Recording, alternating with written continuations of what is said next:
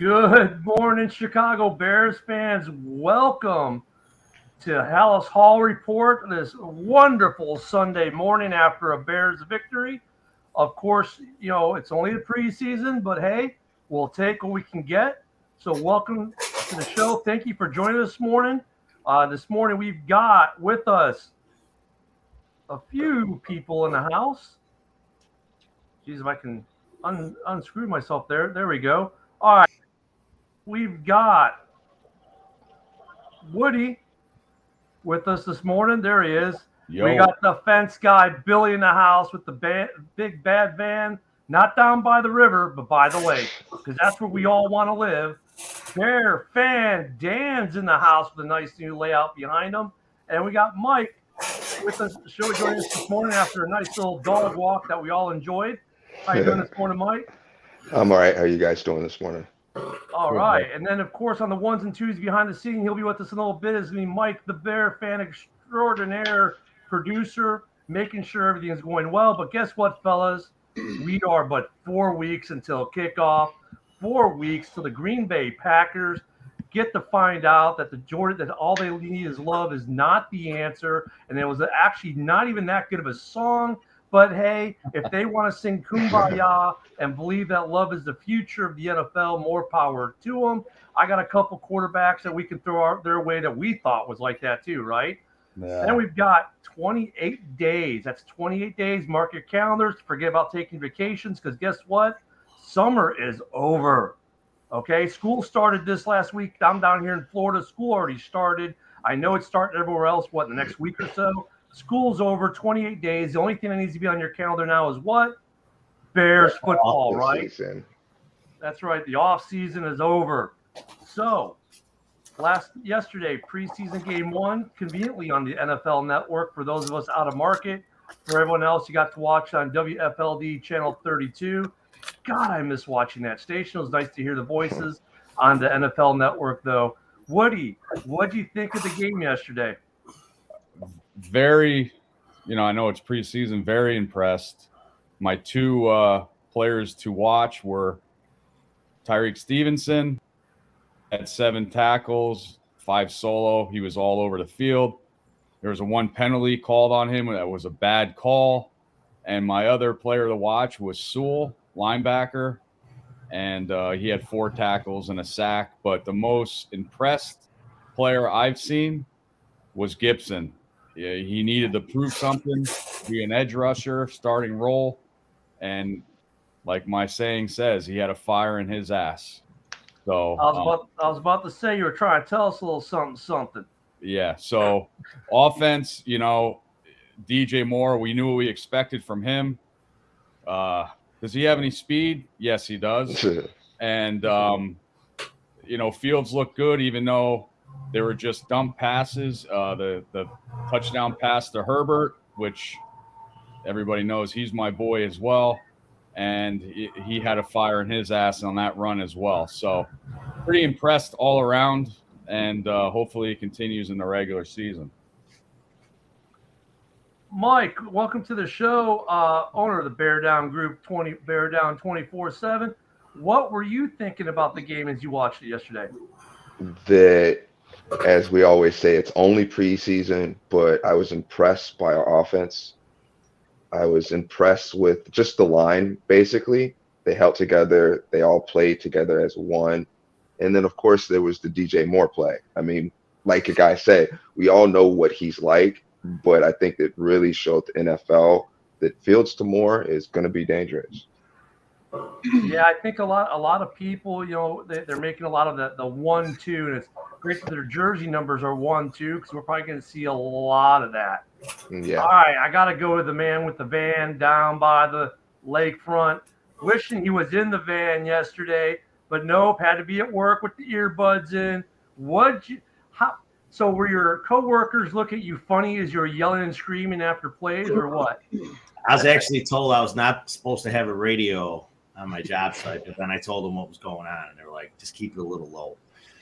But yeah, it was awesome to hear it, man. Like I said, I think, when I go to the game, you see me with an earbud on, because listening to the game, then usually seeing the game, listening to the game was exciting.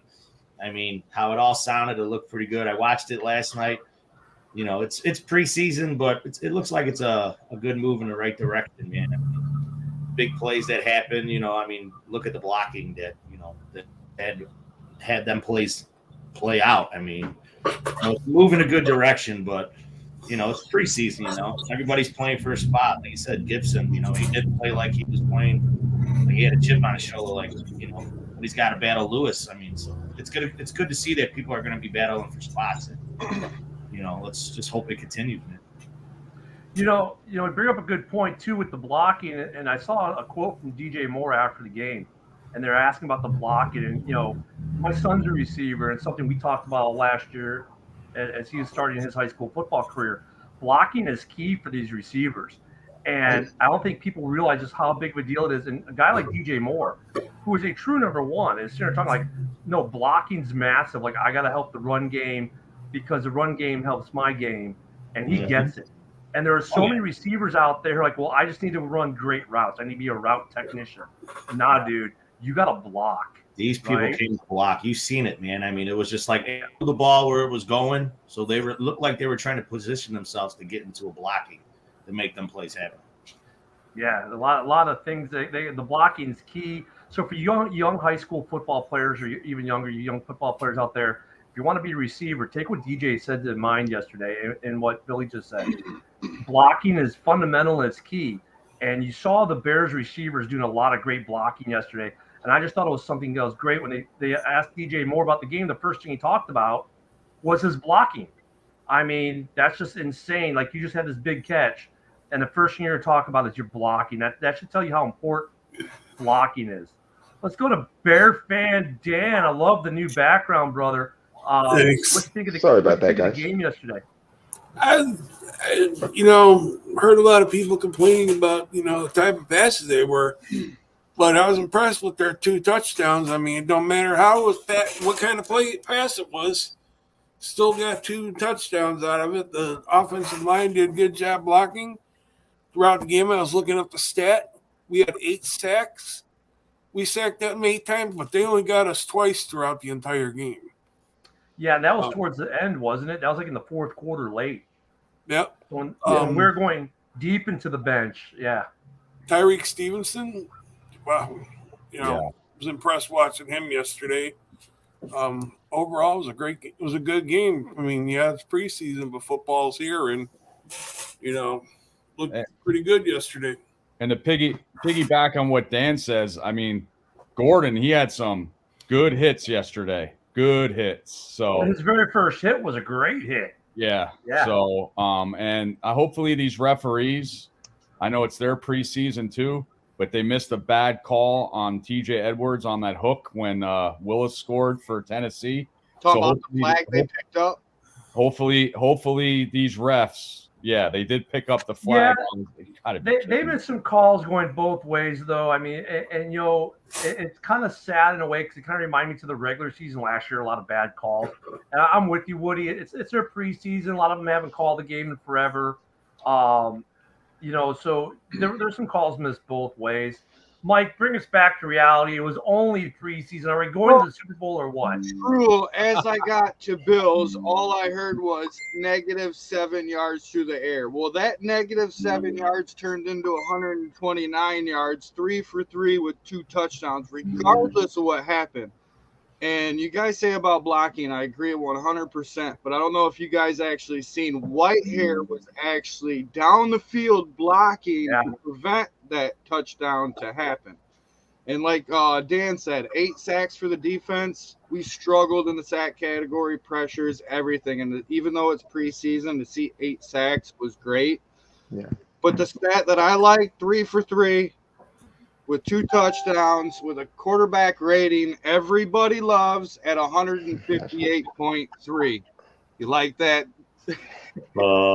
Absolutely perfect. I mean, here's my thing. I love the game yesterday, and there are some Bears fans out there, no one on this panel, but they're going, oh my God, we're going to win 15 games now. We're going to the Super Bowl. Let me book my tickets. What city is it in? I don't care. Book tickets. Vegas. Vegas. Oh, well, I don't need a reason. Like, I needed a reason to go to Vegas. Okay. Exactly.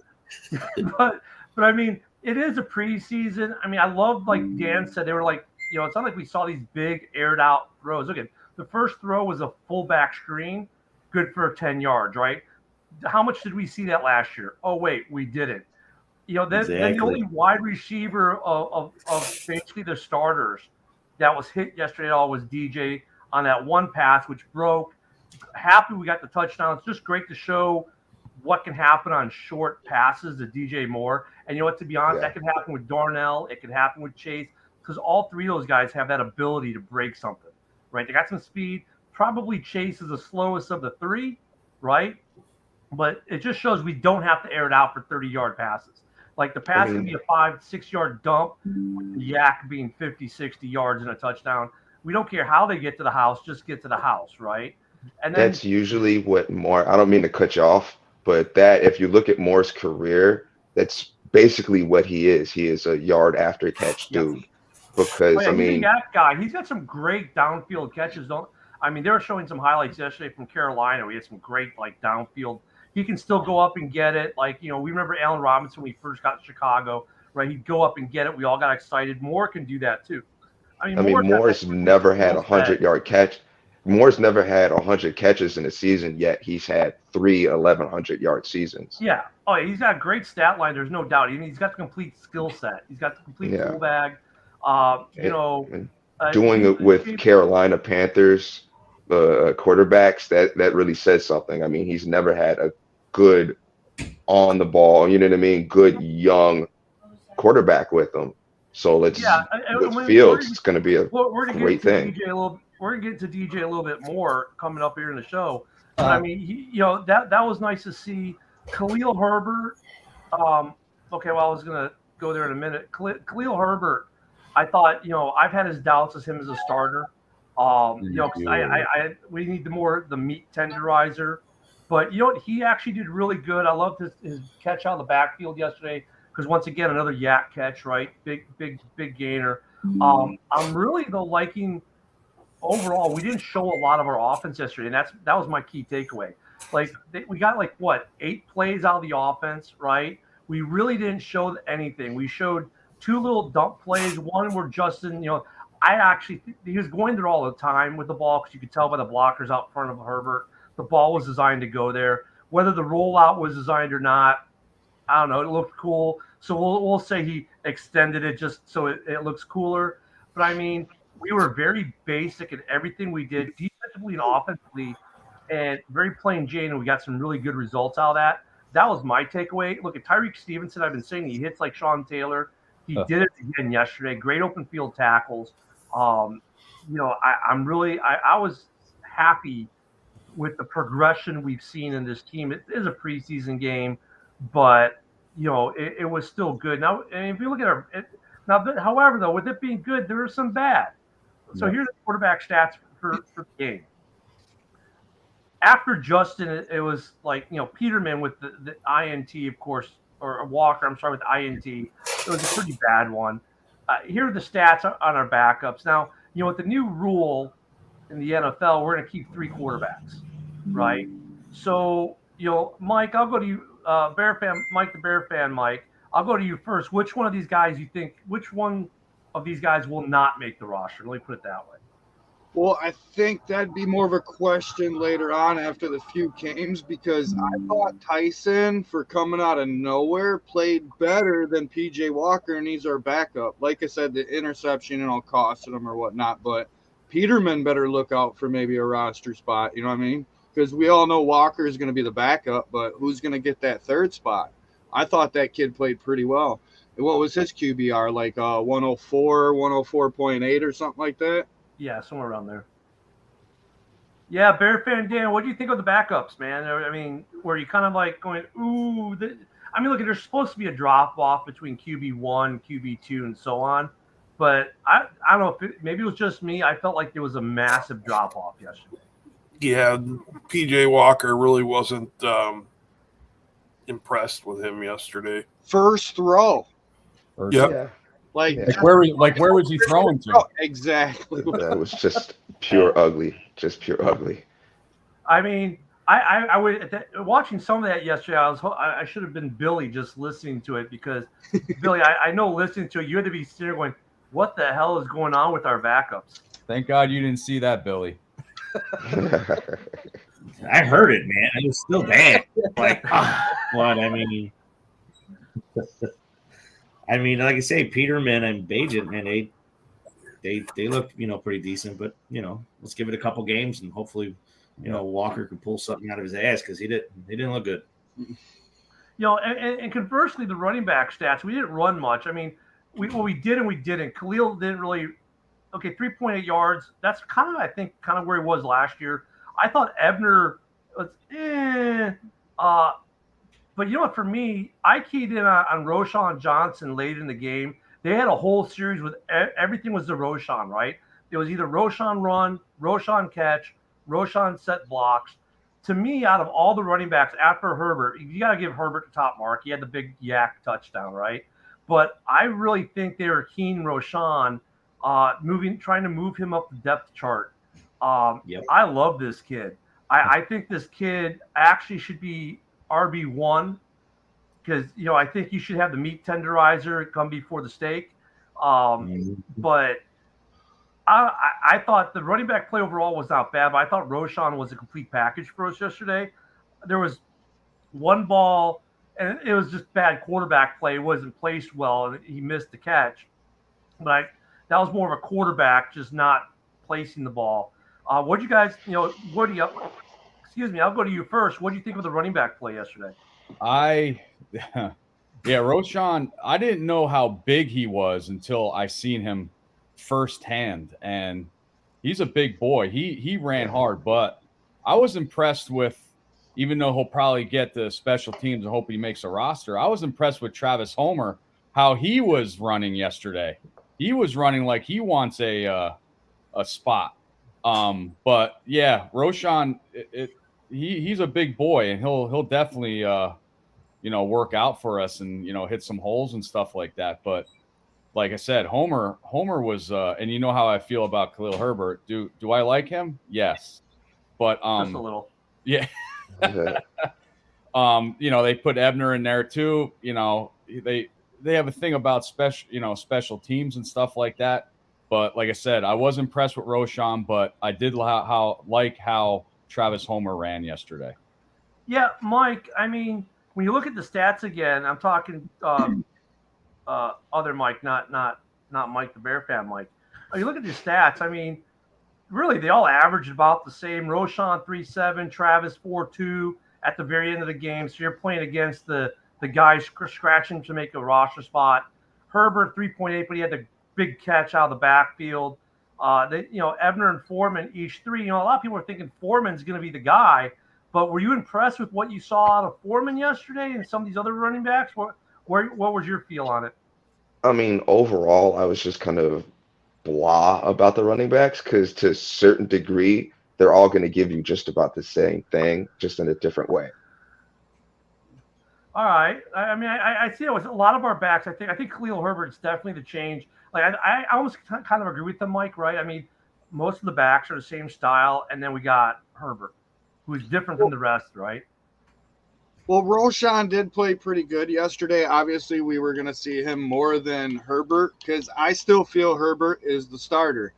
I don't think he'll be the starter long because I think Johnson probably will take a spot over, especially the way he looked yesterday. But he still averaged, like you said, 3.8. So yeah, it's still pretty. And if you've seen it on that, short pass. When he got down to the 5-yard line, he didn't run out of bounds. He didn't give up. He fucking fought and got that touchdown. Yeah. Hey, I'm here. I'm the starting back. Yep. And with Roshan, I think he could end up. I think he won't. If he ends up being starter, it won't be because Khalil Herbert isn't good enough to be the starter. I think it's more of let Roshan take the first couple touches and beat up the line a little bit, be the meat tenderizer. Because I really like Khalil Herbert in that role where he comes into the game, and Roshan or whoever's already pounded the ball some, got some of those hard, 2-yard carries down the gut, right, where they kind of beat up the line and kind of sets the table for Herbert to just, it's kind of like who is it? There was the relief pitcher. You know, they were talking yesterday. It's like pitching, right? So like, Roshan would be your starter, right? And he'd beat him up and wear him down, and then your closer would be like Herbert, right? He'd come in and just close it down. You guys and are just killing me. break you the big one. But I mean, I was really happy with the running backs overall. Some good blocking out of the running backs overall. Some good looks with the running backs overall. It's going to be really hard I'm going to throw this list back up one more time. When you look at this list, really, I think every single one of these guys makes the roster. And I think you'll see Roshan. But I think at the end of the day, Roshan, Khalil, and Dante will be your three carriers, and Ebner and Homer will be more of on the special team side. Yeah. I think that's the way it's going to break down. I mean, we could be wrong. Dante, it could be just Herbert and Roshan running, and the rest just kind of floating. 1-2 punch. Yeah. I mean, I think it also depends on who's the best blocker out of the group when it boils down to it by the late in the season. Yeah, well, that's a thing too. Is like the book on Khalil Herbert, the book on Roshan, both are superior blockers. So I mean, they both block really well. They both have great hands. I mean, they're both the most complete running backs we have on the team when you look at tools. And then Foreman's not bad. He's like but like Homer's got some speed too, man. That guy's quick. Yeah. So I mean, it's great that we have these weapons and that our running back room is, I would say, set. It just depends on the formation and the positioning. Because if it's like 4th and goal at the 1, more than likely they could possibly go to Foreman. Yeah, you can go Foreman, Roshan. You can put both of them back there and let people guess. Because you could put both of them back there, and really Roshan's a better catcher. So you could put them both back there, RPO it to Foreman, throw it to Roshan. I mean, or Fields can take it himself. I mean, there's talk about options, and then between our tight ends, I mean, our red zone option table is looking really, really good. But let's not get too far ahead of ourselves, because speaking of the red zone, we got this guy now, right? First time as a Bear, first touch he gets as a Chicago Bear on a game on the field. Yeah, 62-yard touchdown. Hi, welcome to Chicago. My name is DJ Moore. Ken, I know you've got my helmet as a Panther. You need to get switched to a Bears lid. Here I am. Look out. Great things to come. I mean, that's a great stat line. Look at that. Not a bad day's work, right? I played in 7 plays, 1 catch, 62 yards, TD. I mean, now, Mike, you gave us a lot of stuff that we've been talking about, about the stuff in Carolina, but what do you think about his play in general, minus the catch? What do you think about his play? More as in my opinion, a top 10 back all around. He'll put his body on the line to block, his route running. I've noticed that some diva white receivers, for lack of a better term, when the ball's not coming to their side, they only half-ass it. It's almost obvious that they're not getting the ball. DJ, he runs hard every play, every down, and he gives you everything. I mean, with Justin Fields, I think DJ Moore, his personality and his play style fits perfectly with him. Yeah, Billy, we've had the diva before, right? Allen Robinson. Yeah. I mean, I know you were only listening to it, but I know you probably about lost your stuff yesterday after his catch. What and I know you watched the highlights. What do you think about is this showing the brilliance of Ryan Poles and making that trade to get DJ? I mean, it was a nice play. I mean, it's looking like a guy right now, but I mean, it's just he's a top receiver. I mean, even when he caught that ball, I mean, look at what he was doing. He was looking for his blocking, and right there, the blocking led the way for that play to happen. I mean, it was just that's how I was looking at it. I mean, you're seeing the offense, how they're playing. It looks like they improved, and it's blocking. Like you say with the receivers, if you're not getting the ball, it didn't look like they were half-assing. They know where the ball was going. They knew their job, and they were setting up for blocking. So, I mean, and that was just DJ Moore reading the blocking, and just we all know he can run fast now. Yeah. Hey, Woody, and that was great about that play is we saw our favorite guy down there, Cody Whitehair, making the block at the end of the play, right? Yeah. I mean, big guy could move, right? I mean, think about DJ Moore is fast as hell. And look at some of those big guys who were downfield making blocks. I mean, you had to love the play.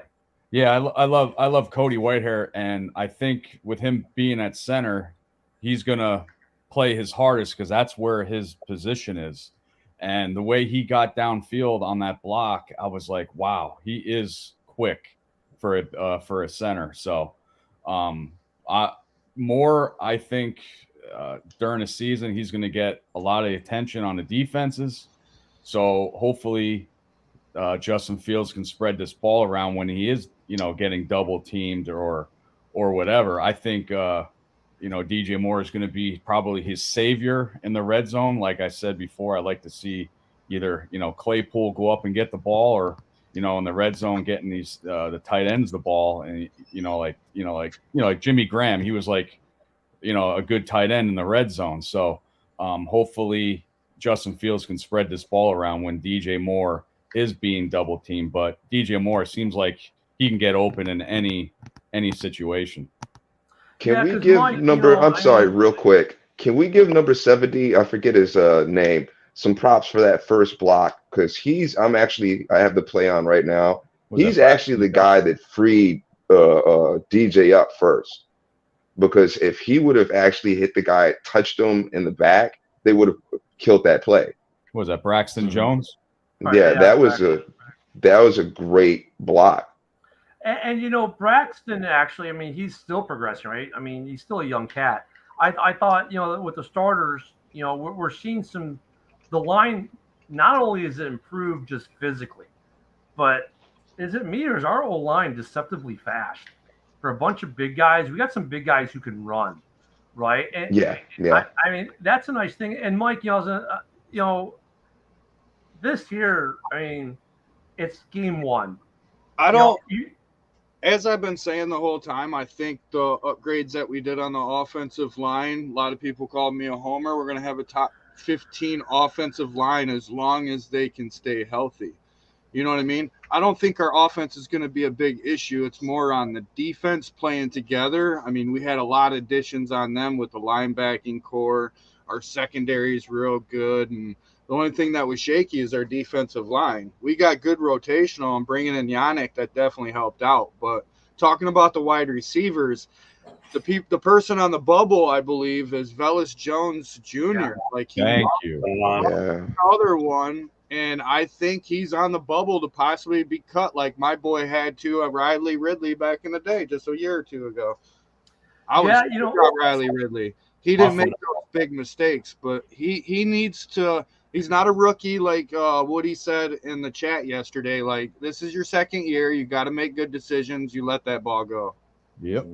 Yeah, it was more than just that though. Like, even as a receiver, he wasn't that good yesterday. Yeah, but he's on special teams. So now with Scott could possibly be a special teams because he didn't do too bad. Yeah, right. Subtract that fumble that he had, but that he's a rookie. But like I said in the first show, the question was, who would I rather have, Pettis or Velus Jones? And everybody chose Velus Jones, and I said I like Pettis. And with Velus Jones fumbling on special teams, he's definitely on the bubble. Definitely. Well, you look at this list. I mean, obviously, okay, take this list here. Let's remove Moore, remove Herbert, remove Roschon, right? 2 running backs, and the only first team receiver to get a target yesterday was DJ, right? You look at the rest of these guys. Like, really, Tyler Scott looked pretty good on the field. I liked him. Good route. Everyone else was just kind of like, put this way, none of them left an impression on me. And we didn't see St. Brown yesterday either. And we know he's a weapon, with his body and his frame and his speed.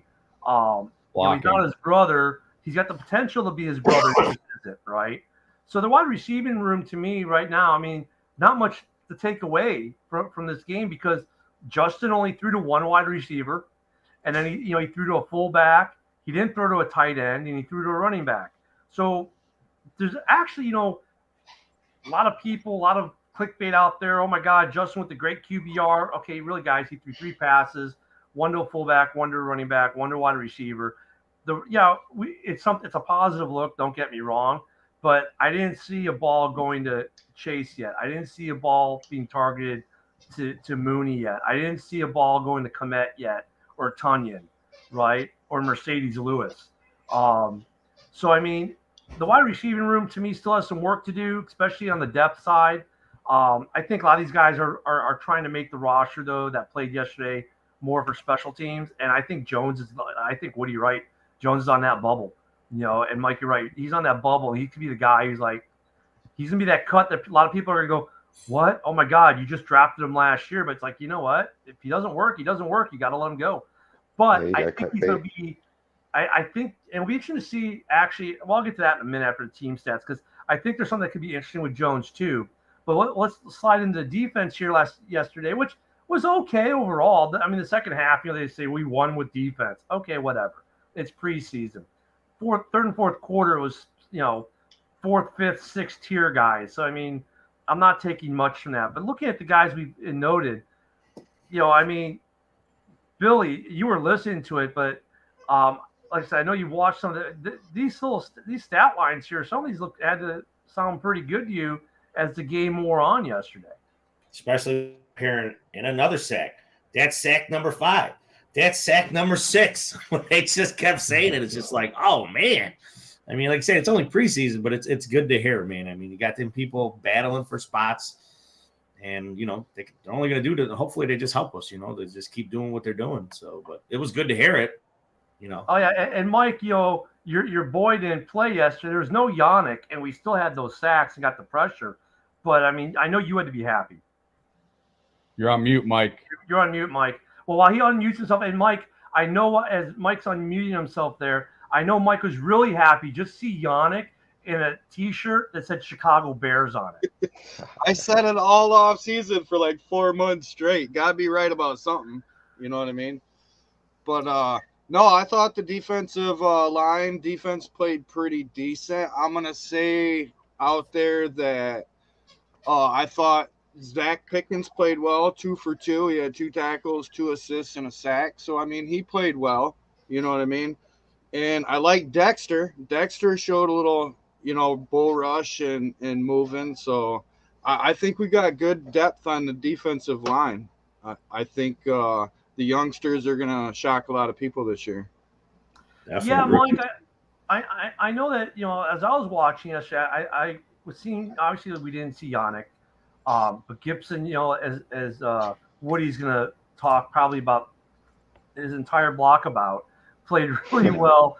But I mean, there were a lot of other guys that I was watching yesterday that was going, oh, okay, we might have a little something. And I'm not talking about starters. I'm talking about when we got to the second, third guys. I mean, what was your take from the defense yesterday? I think the defense overall was pretty solid. The fumble recovery in the second half, I think that was a good hit right on the button. We need a lot of that this year. So I think it's just preseason, unfortunately. I don't take too much of what I see to heart for a lot of this because, I mean, it's second and third stringers fighting for position. You know what I mean? So it's good to see these guys hustle, though, because that's what you want to see. You want to see your guys go out there, put it on the line, and execute.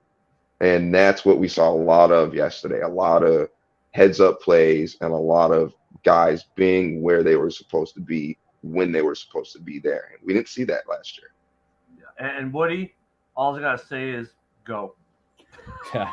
Like I said, my 2 players to watch on defense yesterday was Tyreek Stevenson, which he had 7 tackles. But what interests me is that there were 7 solo tackles. So he can tackle in the open field. And my other player was Sewell, which he had 4 tackles, 3 solo, 1 sack. But like I said, Gibson, it seemed like he was all over the field. Like we heard him like all day, and he had something to prove. He was on the bubble, and I'll see what he does, the rest of the preseason. But I think he's going to continue that and thrive to get that, edge rusher and hopefully he can get some sacks. But 8 sacks yesterday I don't care if it was preseason. It's showing our defense is pumping up for the season to start. So But Mhm. my player was Stevenson, and he's a rookie, and he's probably going against Gordon. Probably put Gordon in the nickel, but I see Stevenson starting week 1. He plays with so much Yeah, confidence. Wait, what was that, Billy? He plays with so much confidence, man. It's just the way he's been playing, that last game and in training camp and all that, man. He's just running around with some confidence in him. I mean, I've been told that's way too soon to make a comparison, but I'm sorry, I see Sean Taylor. Every time I see Stevenson, my mind goes to Sean Taylor. He's that kind of player. I really liked what I saw from Stevenson. I really liked what I saw from the backfield with the hits, just laying some wood. I wasn't impressed with the linebacking core early against the run because that's what these guys were brought in for, right? All the linebackers we went out and got, are more run stop kind of guys.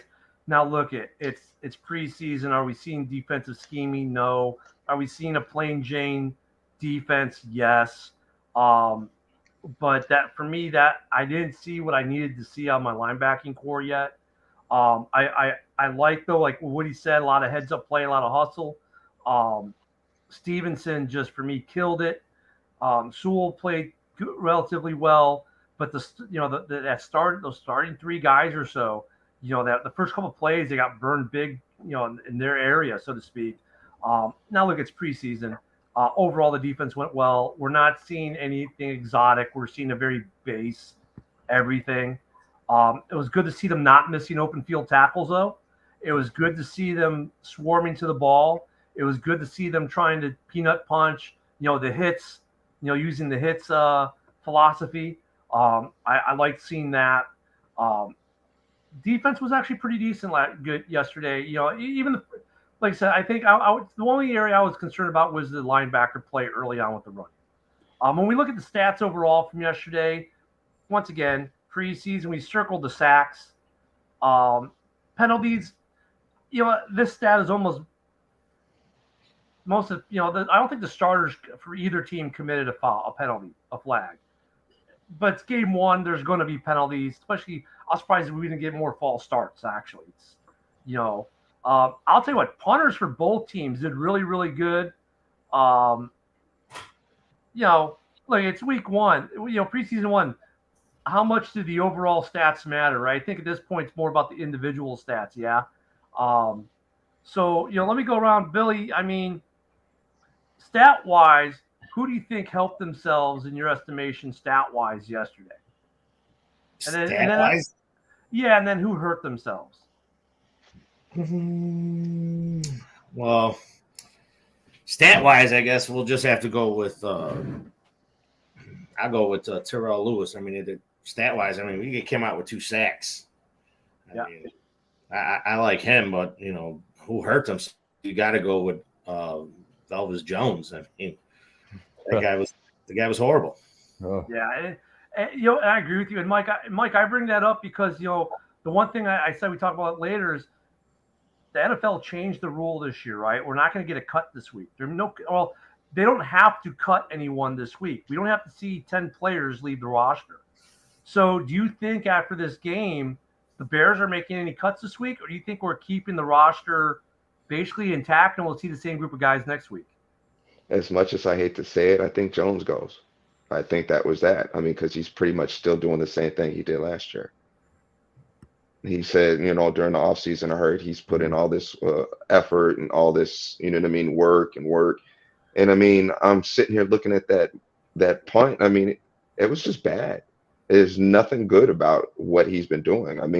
Unless he's been killing it in practice every day, then I just don't see him being on the team long. Yeah, Woody, I don't know. Do you think that Mike's right there, that Jones is cut or that we're going to cut him earlier? Or do you think we're going to hold on and do the big, player dump after week 3? I think the cuts are going to start at the end of this preseason game coming up. I don't see too many, if any, cuts after this first preseason game. I'm saying it's not. I said Velus Jones too, because like I said, I said from the first show, I don't think he was going to make the team or on the bubble. So I'm thinking that after week 2 preseason, they're going to start cutting in bulks. But I don't see Velus Jones on this team. I really don't. Yeah, because you look at the schedule, and here's the preseason schedule coming up. And this game here, the Colts game, will also be on NFL Network, I believe, live for those of us outside of the Chicago area. It's also joint practice week, right? We're going to have joint practice with the Colts. So this game, this upcoming Saturday at 6 p.m. Should be another interesting one. And I kind of tend to agree with Woody. I think the consensus of the panel is Jones is gone, right? Does anyone here think Jones is not cut at some point? Yeah, that's what I kind of figured. Now, but I also think though that polls being polls, I don't think he's going to make that cut like Woody said till after the second week, because look, we got this new rule. Let's take advantage of it. And I think we're going to see a lot of these younger players who normally would have been cut now make rosters. Because they had one bad game or one so-so game. But I think in the case of Jones, there's enough history now where, okay, we don't even need to give him more tape. We could probably cut him this week. And no one in the NFL would bat an eyelash. I want to see this next week, too, against the Colts, because our defensive line's got to get in, because Richardson is the quarterback for Indianapolis, and he can throw as well, but he's also mobile. So I'm interested in seeing how the defensive line reacts to a mobile quarterback. I know Willis yesterday for Tennessee, he had a touchdown. It shouldn't have been a touchdown because TJ Edwards was hooked. It was a missed call. But I'm interested in seeing how they do against Richardson next week. Yeah, and like I said, though, everything is base right now, right? So, they're just going to throw the base out. They're not going to call any weird stunts or this, that, or the other. They're just going to throw it out there in their base defense and, all right, beat your man. That's basically what preseason is, right? Just beat your one-on-ones. It's not going to be anything crazy exotic or even because obviously they don't want to tip their hand for what the defense is going to really look like for the season. So you're just seeing player A versus player A, right? And B versus B.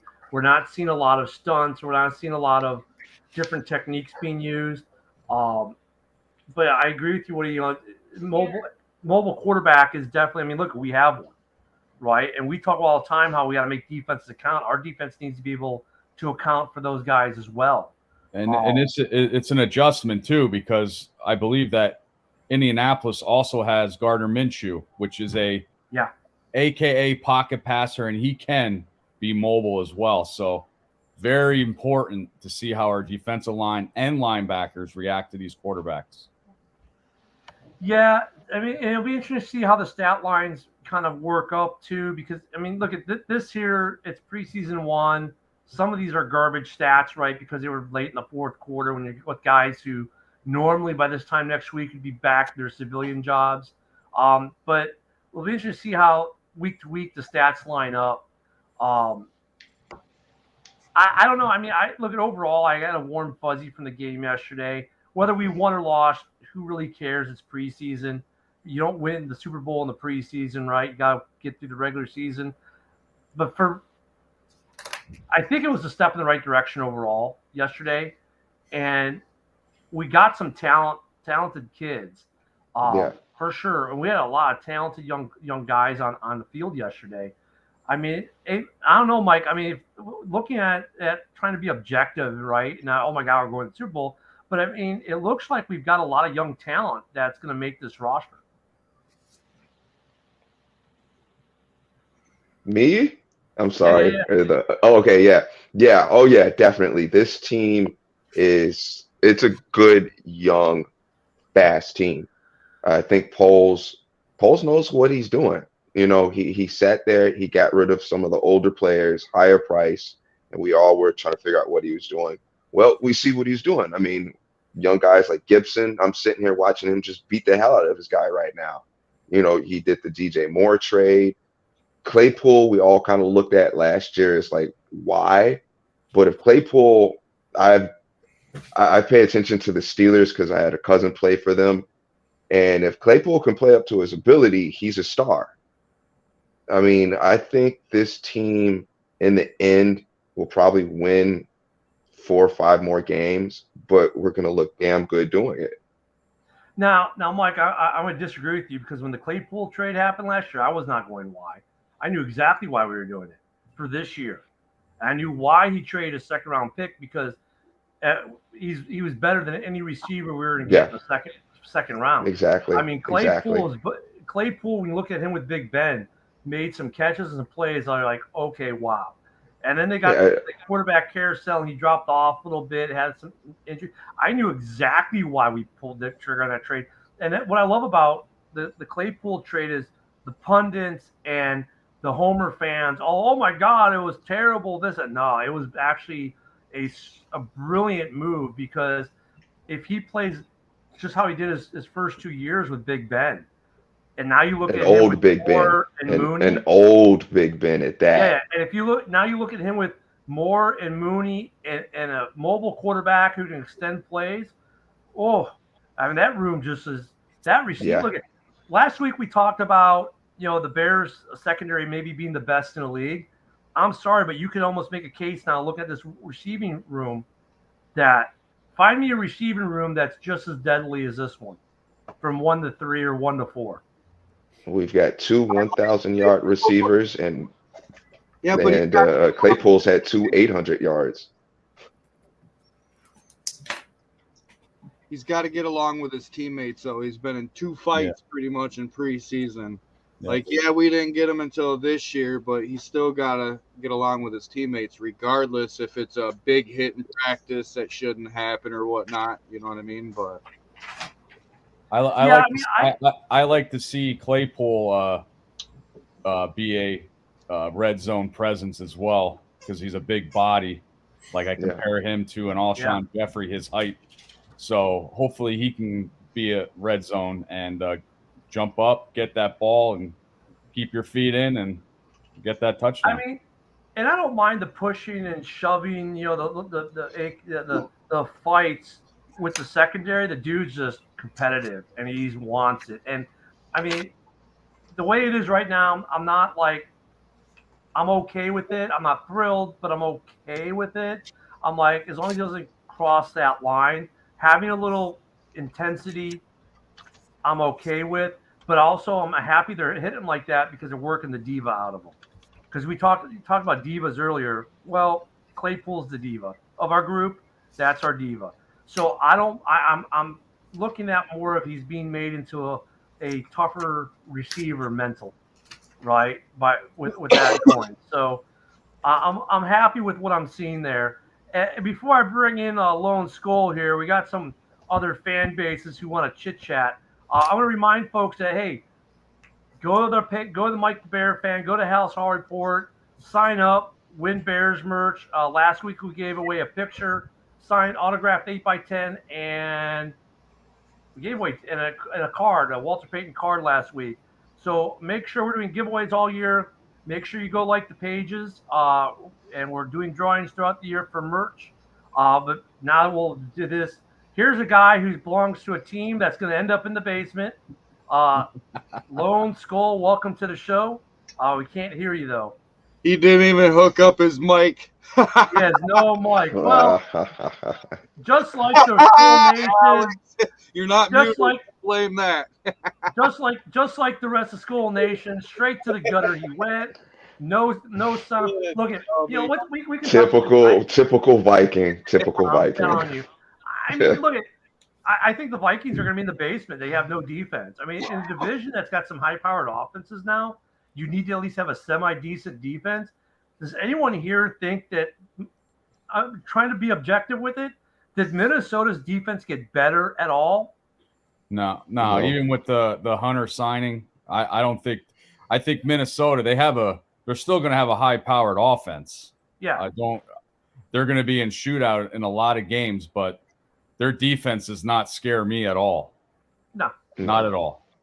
I mean, I think Kirk Cousins is worth every penny he's paid. I think he's a great quarterback. He does a lot of really good things for them. The running game will still be pretty good without Dalvin Cook, but yeah, I just that defense can't even stop a high school team. I mean, that defense just got worse. And, they're trying to do this whole addition by subtraction. And I don't know, Darren, what do you think? Do you think the Vikings defense got worse this year? Darren, it's good to see you with a full beard, ladies and gentlemen.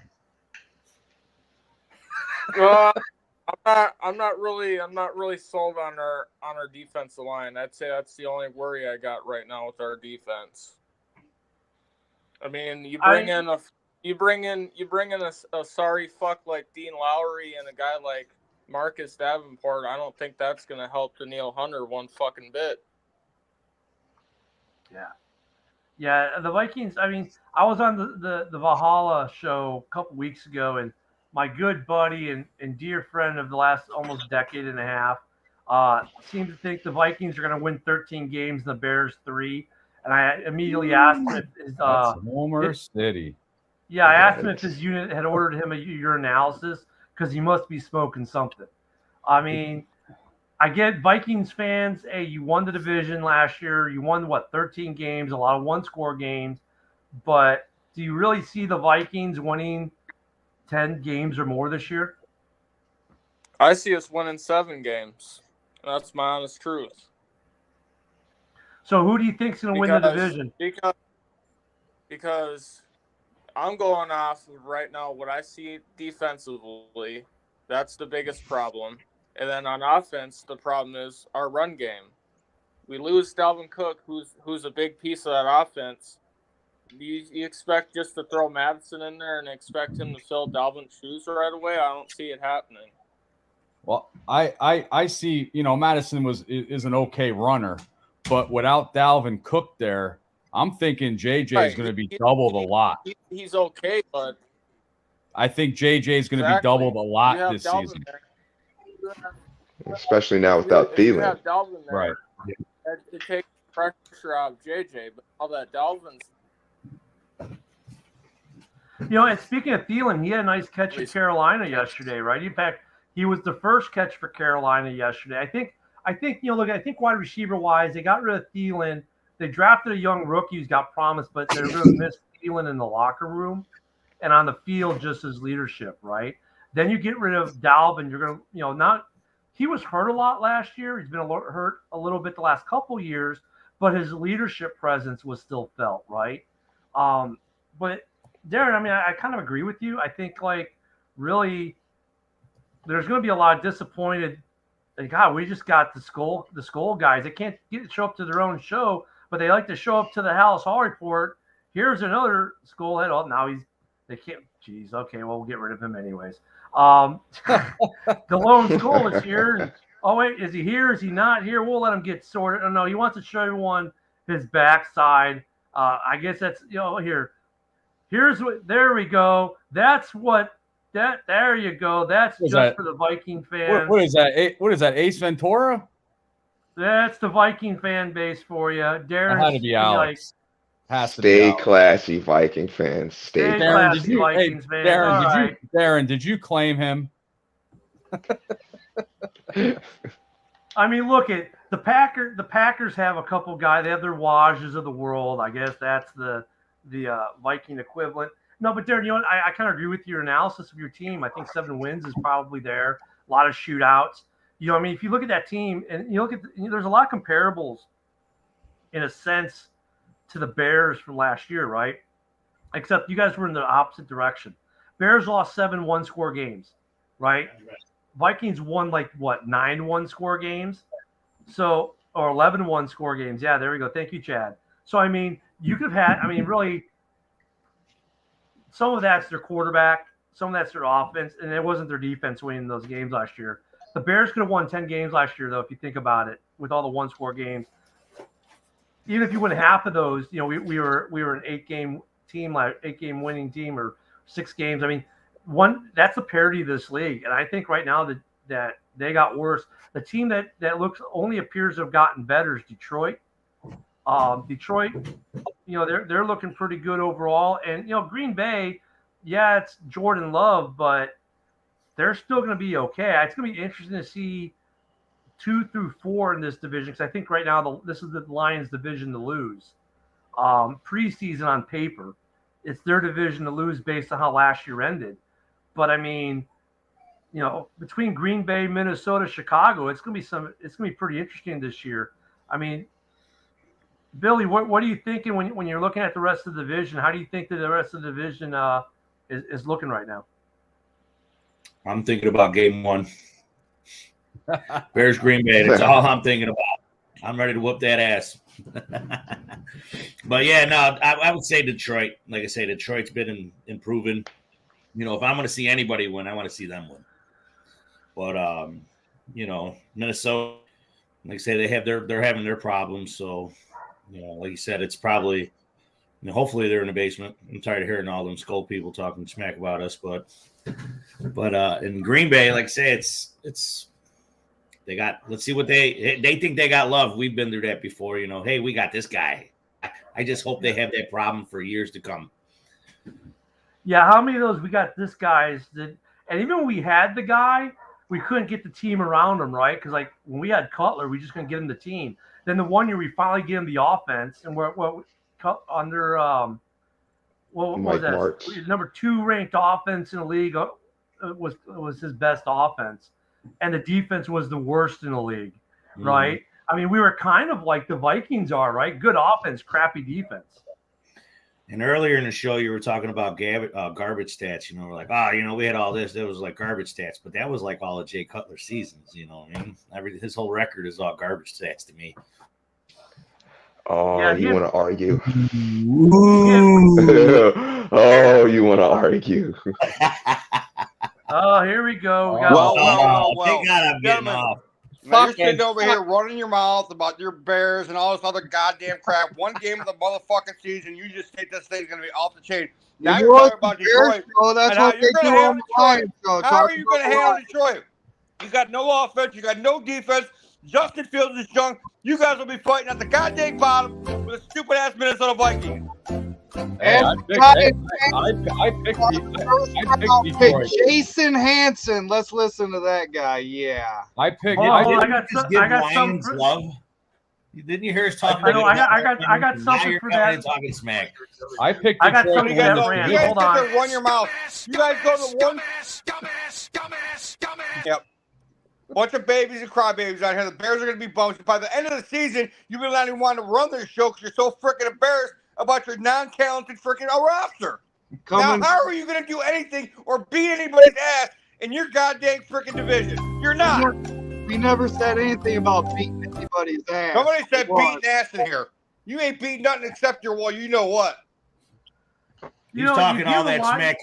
Is that a Lions fan? Yeah. When was the last time the Lions did anything? Talk about your 85 Super Bowl. That's all you guys No.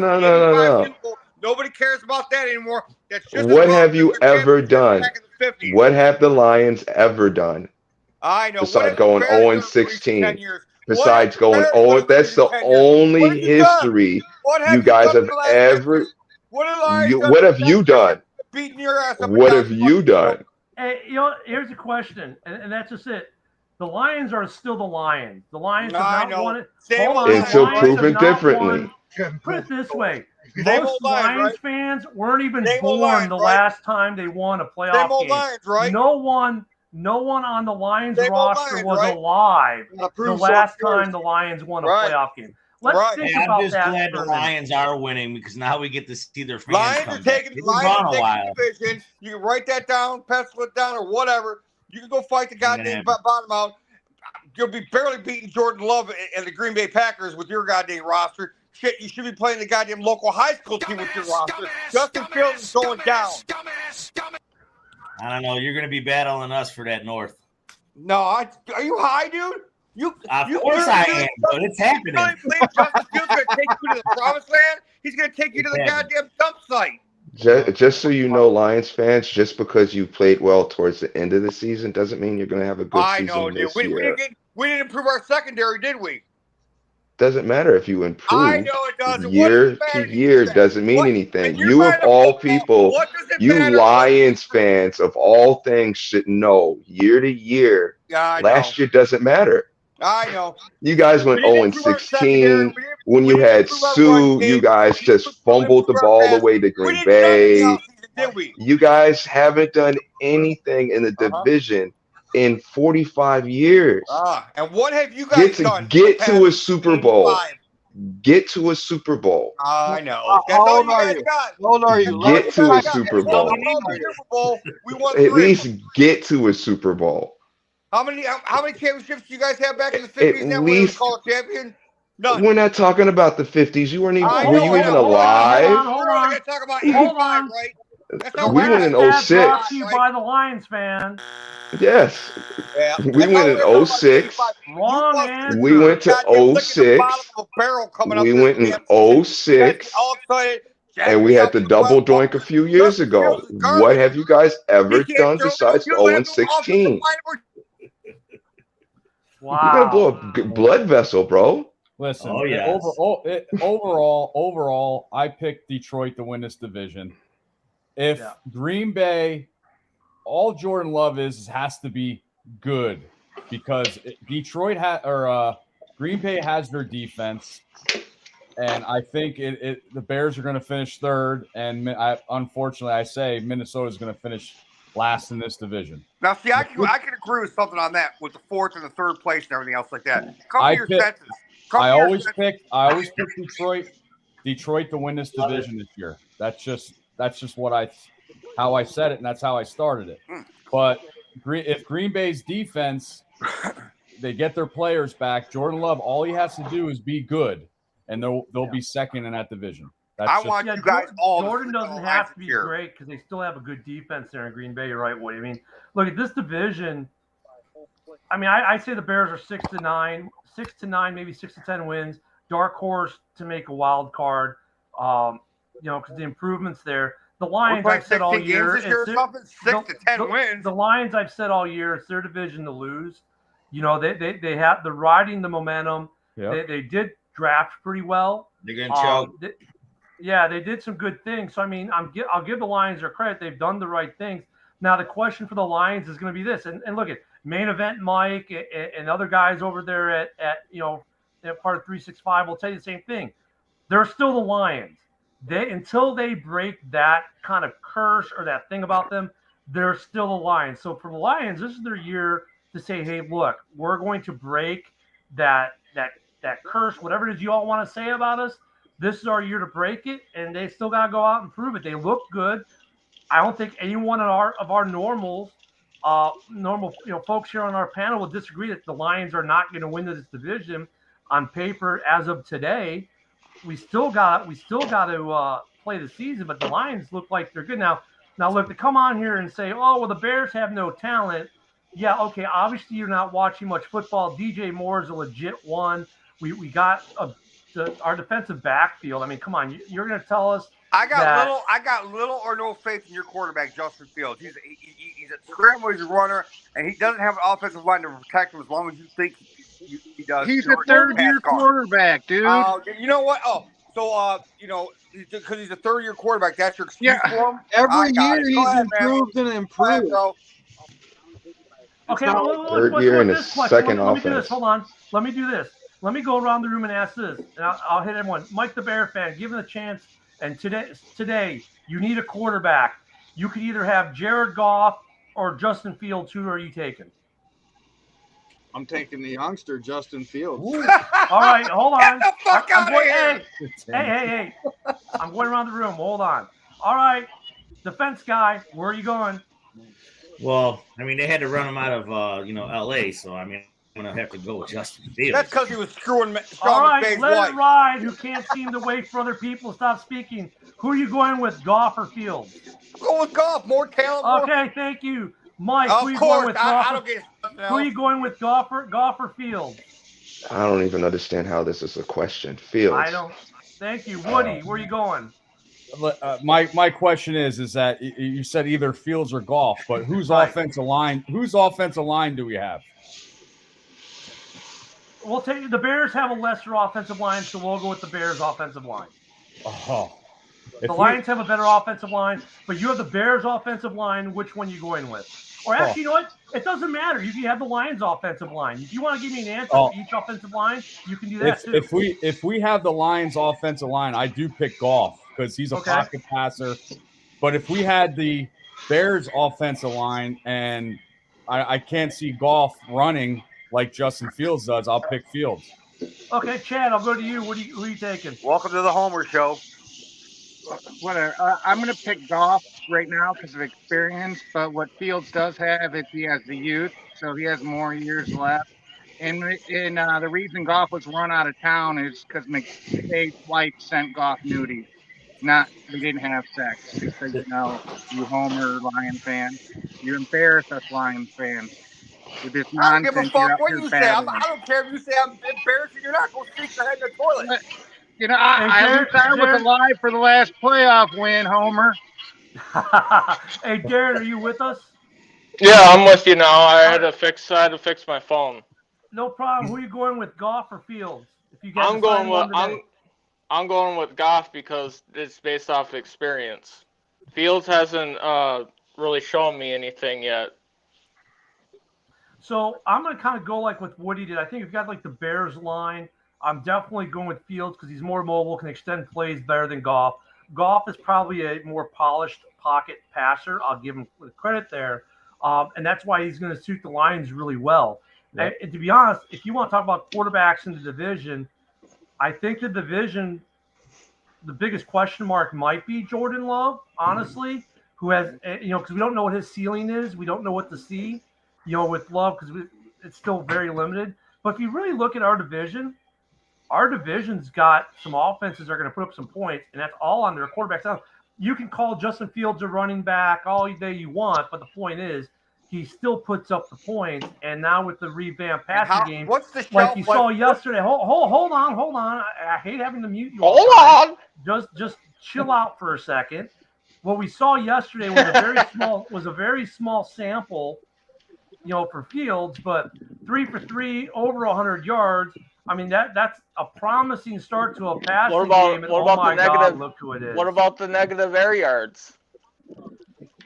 Like, that's a real stuff. Okay, you can talk negative, Darren. You can say, but it was -7 air yards. Yeah, but it was 14 points on the board. So what? What is the shelf life of a running quarterback? A running quarterback that never had a wide receiver until now, dude. Okay, he finally got a number 1 wide receiver. Like I said, Detroit's going to win this One division receiver's because going to turn your whole year around. have the best. Yeah, Tim. Detroit has the best all-around team right now. That's why I'm picking them to win the division. They have a great offensive line. They have a great defensive line. They upgraded their DBs with Gardner Johnson. So they have the best all-around team. Wow. They do, and like one receiver does not flip your entire team. However, you get DJ Moore, you upgrade your O line, you get a Claypool. I wouldn't say you upgraded your old line, but all right. Well, of course you would say that, but they did upgrade the O line over what they had last year. It is a still better kind of O-line. looks the same. Kind of looks the same to me. Okay, hold on, Darren. You're good. Okay, Darren. Don't count. Hold on. All right, Darren. Darren, how many sacks did they get on Fields yesterday? I don't know. I didn't watch the fucking game. Exactly. You tell me. What you're telling me is you're making an argument with zero information because you don't know shit. No, because you didn't watch the game. He hasn't fucking proved himself. It's only preseason. Preseason. You let me fucking know, dude. Okay. And he didn't run for a touchdown. I put pressure about everybody. Yeah. I'm not even judging the Lions on preseason. You guys are ready to fucking go to the Super Bowl during preseason. I'm not judging them on preseason. Nobody in here said anything about a Super Bowl. You I don't think, dude. Nobody in here even said that we're going to the playoffs. Fucking preseason, dude. I said the Bears. Not one person back here said anything like that. Dude, you come in here causing chaos and just spreading BS. Nobody has said that. I said the Bears would be 7-10 this year. I even picked them not even to get in the playoffs. I did not even mention. Woody's a real Bears fan. I do know. Yeah, I mean, I've been saying 7 wins also. I call this a 6-9 dark horse to make the playoffs, but what these two guys got to understand is the offensive line on paper is better than last year. There's going to be an improved On team. paper, Okay, and it's only preseason all and you it's on talk about paper. Darren, of Well, course from- it's only preseason, but when you get rid So of guys why are you getting all horny over Darren. preseason, dude? Let me Okay, ask I'm you something. All gonna you mute talk about Darren is for a DJ second. Moore. Hold on, guys. I mean, Jesus Christ, I gotta mute you guys so I can even talk for a second. Let me talk, and then I'll let you have your moment. Yes, on preseason, it looks better. It looks better on paper. Of course, we gotta wait for the season. We all get that. But we had guys last year who couldn't stop a high school sophomore from getting through the line. Now we went out and signed a guy or two that we know had proven to be better than what we had. We drafted a guy in the first round who has, he's a rookie. He needs to prove himself, but we think it's an upgrade based on his skill set. And that's all anyone is saying. We're not saying we're the offensive line of the Detroit Lions. Because honestly, right now, for me, the best offensive line in the division is the Detroit Lions. Yep. Maybe even in the entire NFL for that matter. Until week 5. Yeah. No, usually it's the opposite way around. We usually do shitty the first half and then come around the second half. I mean, can't believe we have a John Dawn on our fan base.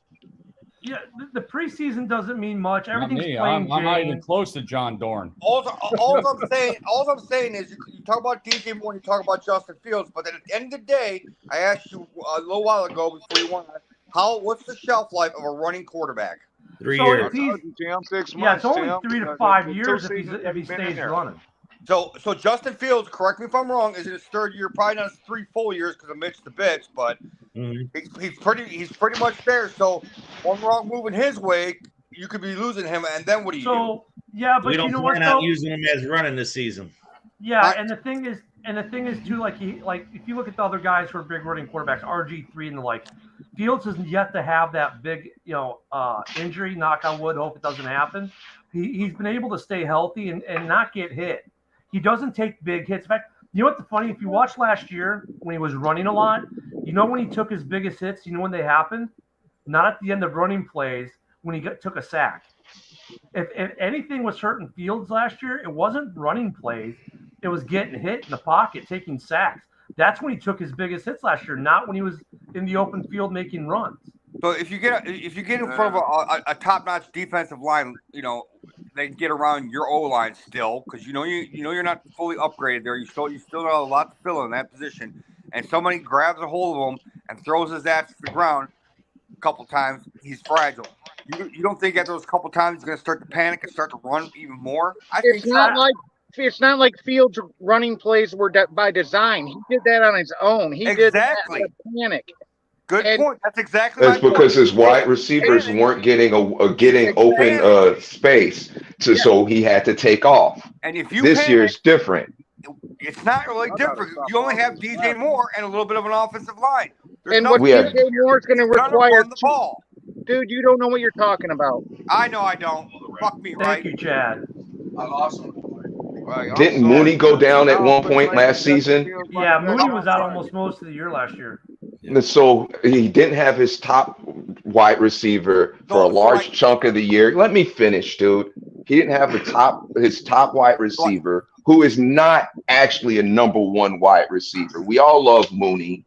He's a good, solid guy, but he's not a star. He's not a number one. So he goes down. Claypool's not playing well. I mean, he's got Jones and a bunch of other random guys to throw to.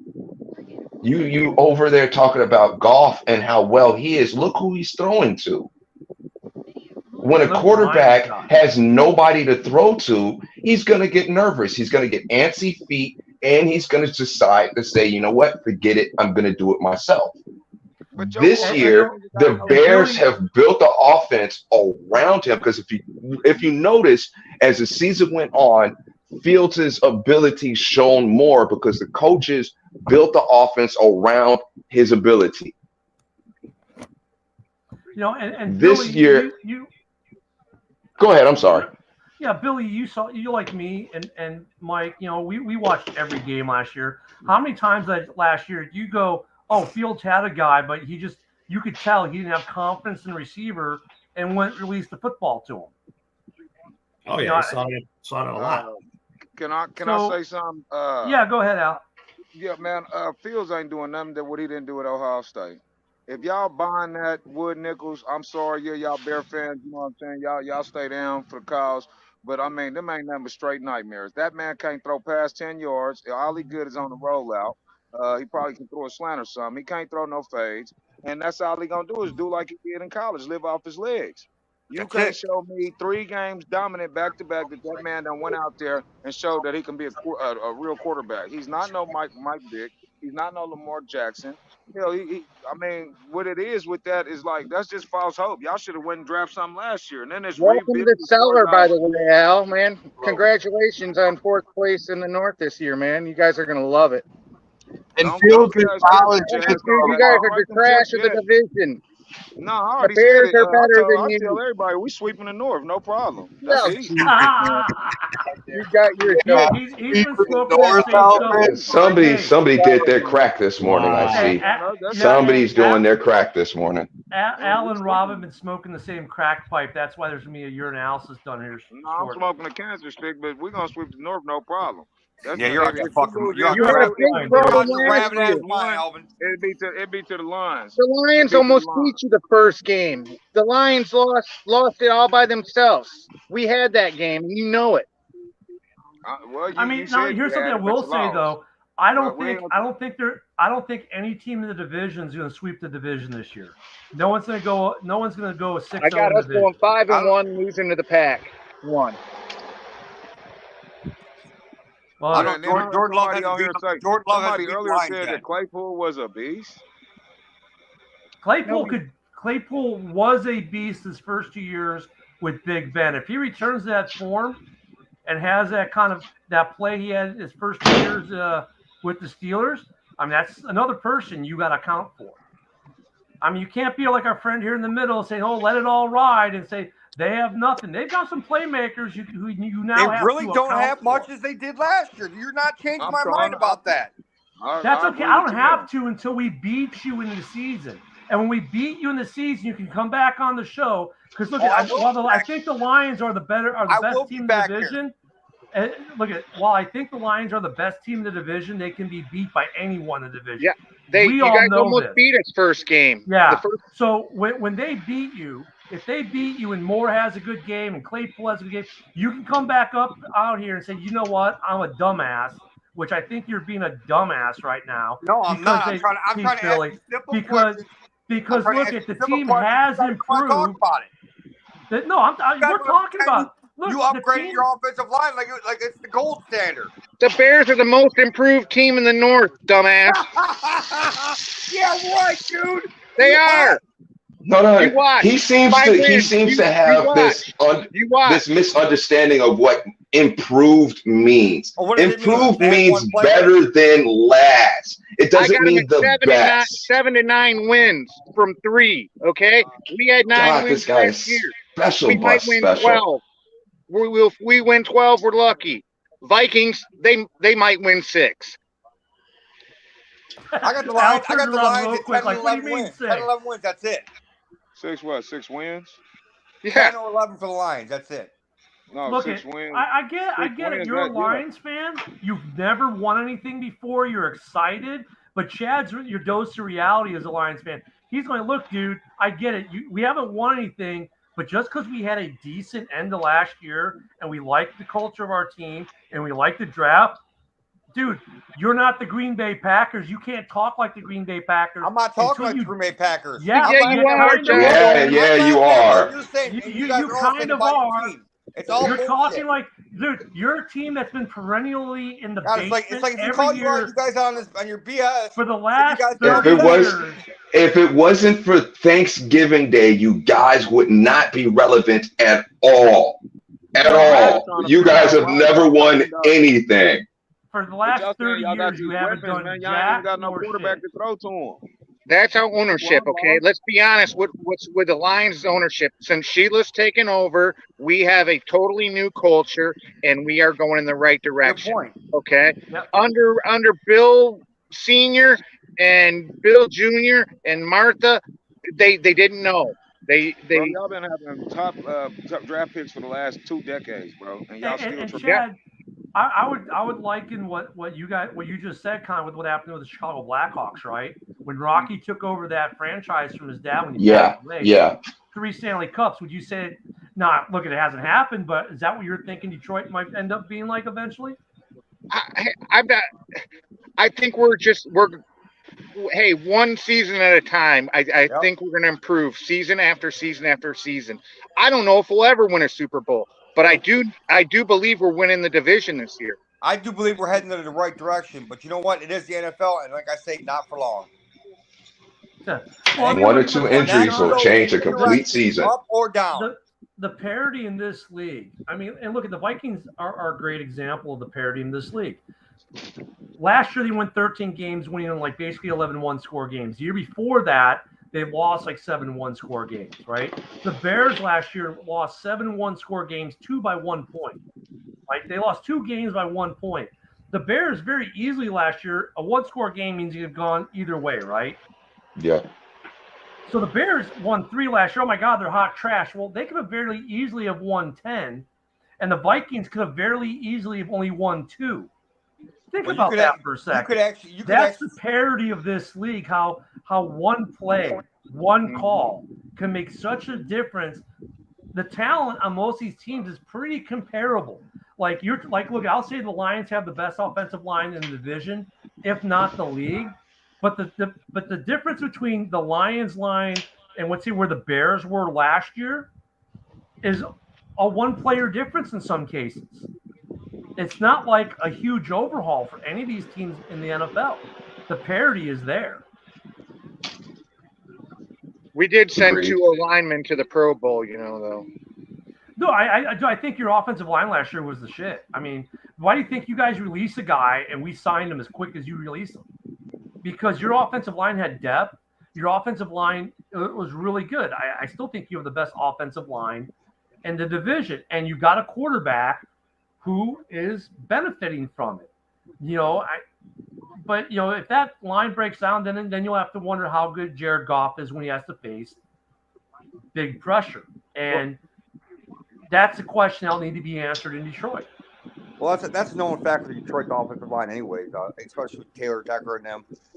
Injuries do come up. It happened again last year. The question is next man up, can the next man up sustain the blocking ability to protect Goff and allow our run game to do their job? Yeah, I think you guys have the best depth, O-line / depth in the division.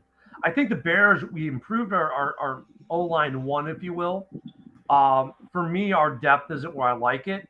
But even Ryan Poles, it's a 2-year deal. I would not be surprised. The Bears have 6 picks in the first 4 rounds next year. I would not be surprised if all 6 picks are offensive and defensive line unless they have an opportunity to get Marvin Harrison Jr. That would be the only caveat. I wouldn't be surprised if we pick nothing but O&D line next year for the first 6 picks in the draft. Jamal Williams got over 4 yards before contact last year, and he only averaged 4.4 a carry. Now, David Montgomery got hit in the backfield and averaged 4 yards per carry. What's that going to do? Great signing for you, Chad. David Montgomery and Jamal Williams are 2 different players, It's 2 different offensive lines he's running behind. He's going to get 4 yards before he even gets touched. No, Monty was a phenomenal pickup for you guys. I mean, and look, as a Bear fan, we're all happy for you guys. We think you guys are a great running back. I love Monty, but that was a great pickup for you guys. Was Monty? I mean, yeah, hands down, that might be one of your best pickups of the offseason was getting Monty for what you got him. Well, which Aquara brother are you guys going to grab when because we're going to release one of them? Which one? Which what now? Aquara, Romeo or Julian Aquara? They're both DNs, D tackles. Which one you going to grab? You guys you get the first. We own the waiver. You're right. We own the waiver wire for sure. You know what? I don't know. I think they want to see what we look like with Yannick and see how much. There's some factors at play. Look at. I think the Bears have some time to sit and wait. I mean, I think they've improved the D line. Yannick is a big improvement. Gibson looked good. Yeah, we see the way some of these guys on the D line played yesterday. A lot more pressure. You look at offense one for yesterday against our D1. D1 got a lot more pressure. They didn't really get the sack against the first line offense, but they did apply the pressure. I don't know. I mean, we didn't see Yannick yesterday. I think we have to wait to see Yannick. The thing, I think a lot of teams aren't going to be cutting players until I thought the rules changed this year. You don't cut until after the final preseason. Yeah, that's what I'm saying. So here, let me throw this graphic up real quick. August 26th is the Bears' last preseason game, right? Which means I think they probably have 3 or 4 days after that. Correct me if I'm wrong. So, like, you're going to see on August 27th, 28th, 29th, whatever day that is, that cut day is, you're going to see massive dumps of guys going from, like, the 75-man roster down to the 56 or whatever, because now they can keep that emergency quarterback, right? So that lets you keep a third quarterback. So instead of a 55-man roster, it's like a 56 now. So you're going to see, like, everyone's going to be cutting like 20 players like that. It's like, so 20 times 32 teams. So you do the math there, right? That's what 620 guys are going to get dropped, cut within 48 to 72 hours. Yep. And then GMs are going to have to sift through 620 guys that are getting cut because there are going to be some surprises in there. Yeah. Teams are going to try to bury. Like, look at when we cut Velius Jones, no one's going to bat an eyelash. But there's going to be some guy who's going to get cut because of cap or whatever. That's it happens every year that they're going to try to bury in a mass of 20 people. And 620 players getting cut within a basically 48-hour period. That's a lot of people to look through. It's not like so it's going to be interesting this year. I was just going to sit and watch, but I could not handle John Doran Jr. Repping the Lions in here. I had to come in. I'm like, he made us look bad. I'm like, no, not all Lions fans are that delusional. Some of us know what's going on. But look at though, he's got there are Bears fans out there who saw that game yesterday and are already booking a ticket to Vegas, right? Because they saw Fields go for 3 for 3 for 100 plus yards, QBR through the roof, but it's like, guys, you got 4 very basic plays, or 3 very basic pass plays. You got vanilla offense against vanilla defense. You didn't see scheming of any kind by either team. It's just to get their feet wet and get some playing against someone who, they don't see at practice every day. So there's no, the only, it was good to see that they were throwing, that he didn't run. And I still question whether he extended that play on purpose or that was designed. Because if you look at that second touchdown to Herbert, he had blockers in front of him. To me, that says that's how the play was supposed to run. Because if he was just a dump off, you probably wouldn't have his 2 linemen out in front of him like that, right? So I think it was more designed than not. But I mean, it's good to see they looked good or better. It's good to see the offensive line was able to protect better. It was good to see that, a couple nice things. Like for the Packers, it was good to see Jordan Love make some nice throws, in his game. The line, every team's gonna have something that was good to see, but we're not booking flights. I don't know, Mike, are you booking a flight to Vegas after yesterday? I'm not. Yeah. Not at all. I don't think there's any team in the North that should be booking a flight anywhere right now for the postseason because I don't think I don't think any of us are gonna be the number 1 seed. So I mean, I don't think this division is going to be the first of 10 wins the division. I think there's 3 teams. Well, actually, all 4 teams potentially could get to 10. No way. Right? The Vikings.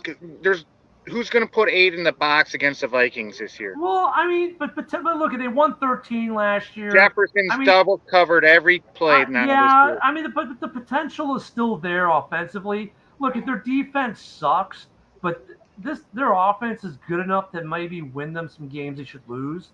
I mean, the potential's there, right? We just got done saying the parity in this league is vast. The potential, just based off their offense, if their defense can be 25th or so, they could win a fair amount of games just because of their offense. You know, I mean, look at the Bears.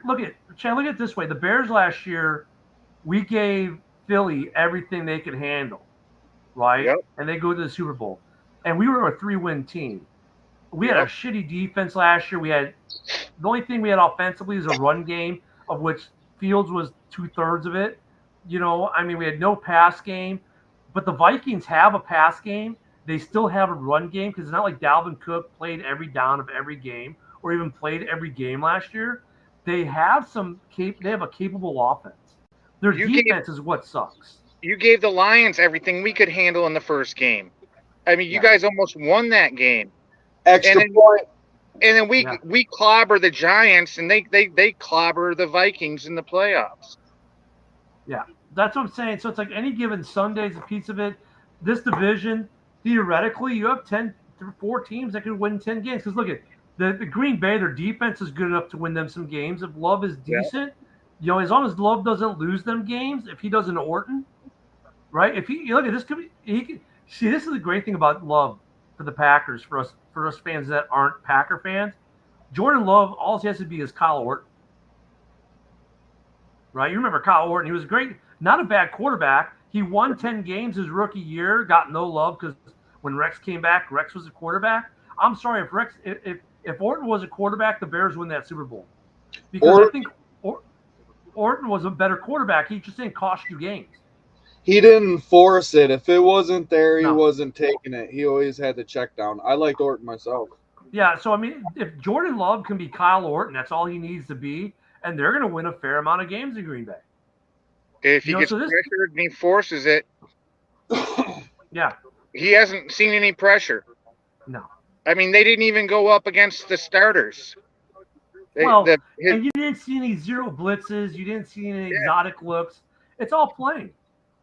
I mean, that's the thing with Justin. It's like the thing about Justin Fields, like why I'm not. Oh my God, we didn't see anything. We saw a plain defense. The only thing that was good about that is they were simple plays with big yaks, meaning they made people miss tackles and they blocked one-on-one well. There was nothing scheming on that. It builds confidence too.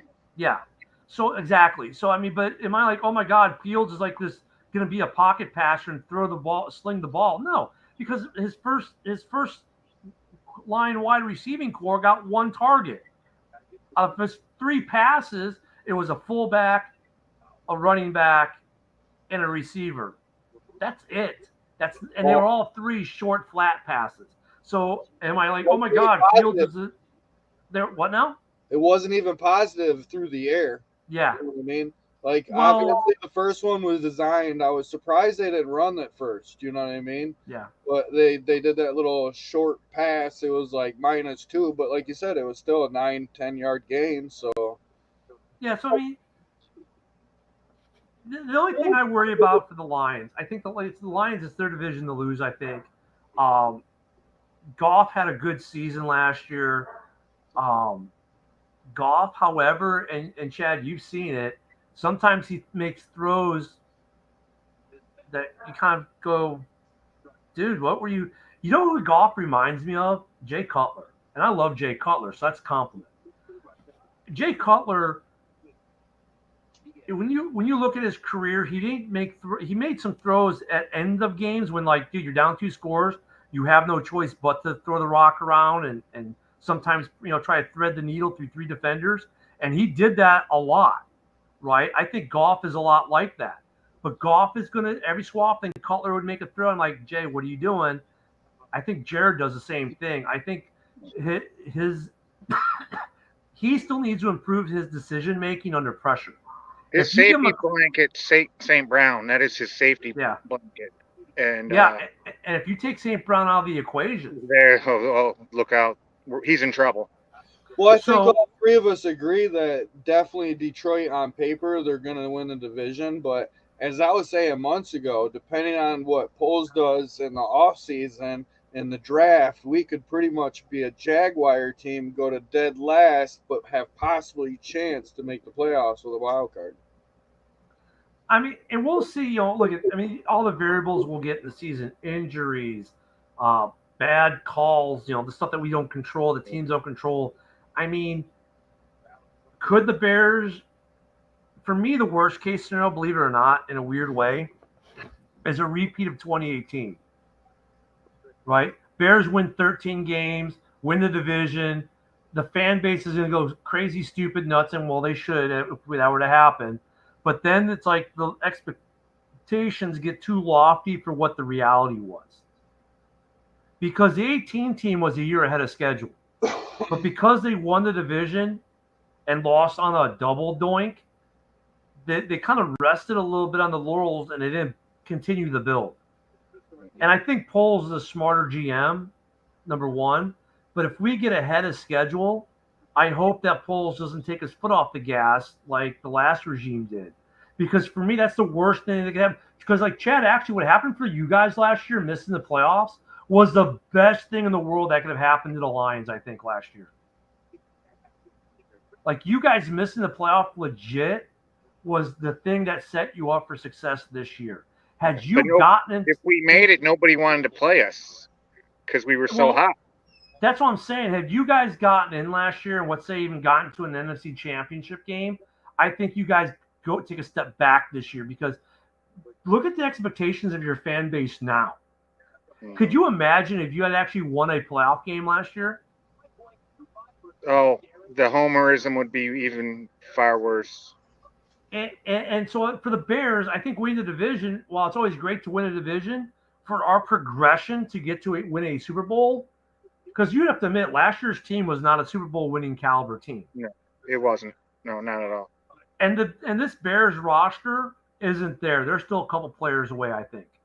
But I think a bad case scenario. I won't say worst case scenario is you win 3 games again, right?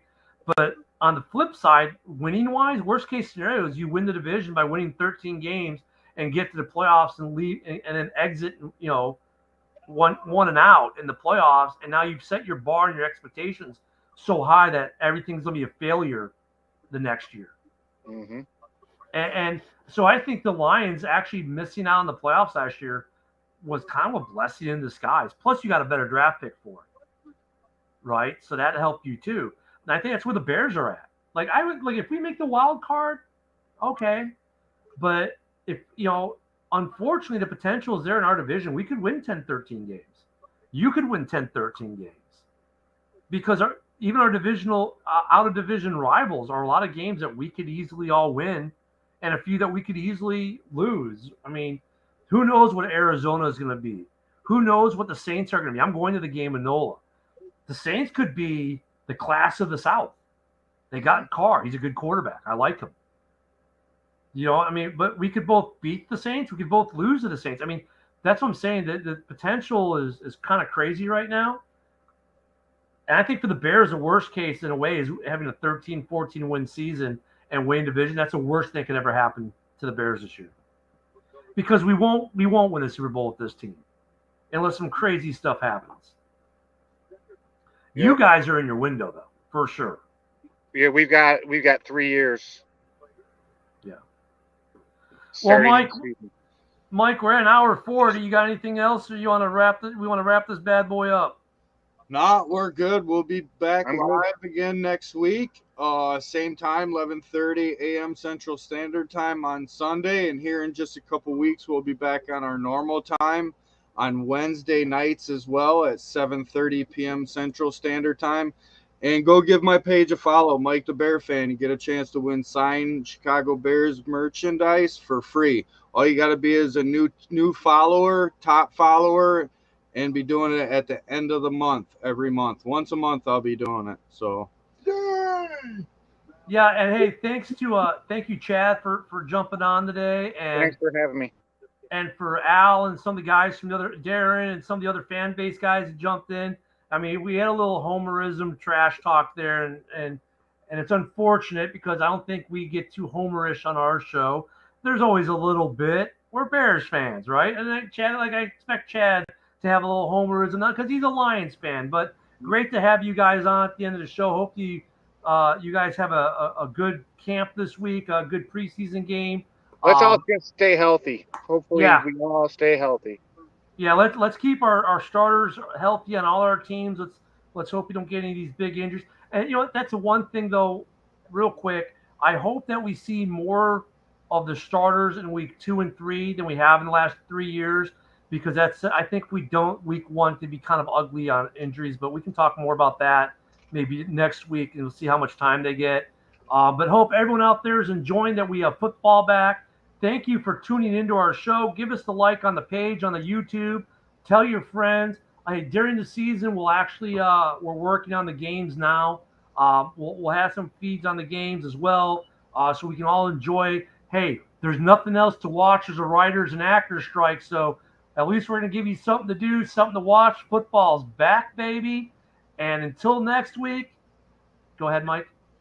I literally snuck in the stream yesterday and you didn't even see it. I PM'd you and everything. I know, you got me. Hey, until next week, everyone, be safe. If you ride a motorcycle, ride safe. We had 2 fatalities down here in my neck of the woods in the last 24 hours, tourists.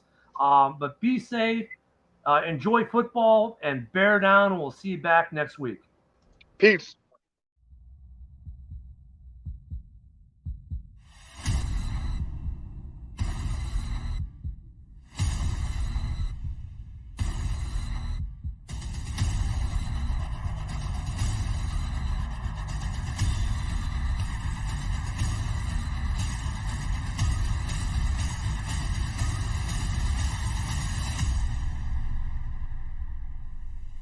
He was able to read the defense. He was able to call that little small audible. His throwing is much improved over the season. I'm over here in the south side of Chicago, 35th and Damon, doing my veterans tailgate today, baby. This is all about the veterans. Defensive line's got to get better. We got a good tight end. That's all you got to do is play to the kid's strength. Bears 24-21. Offense looked good. Glad for everybody to make it, bear down, and hopefully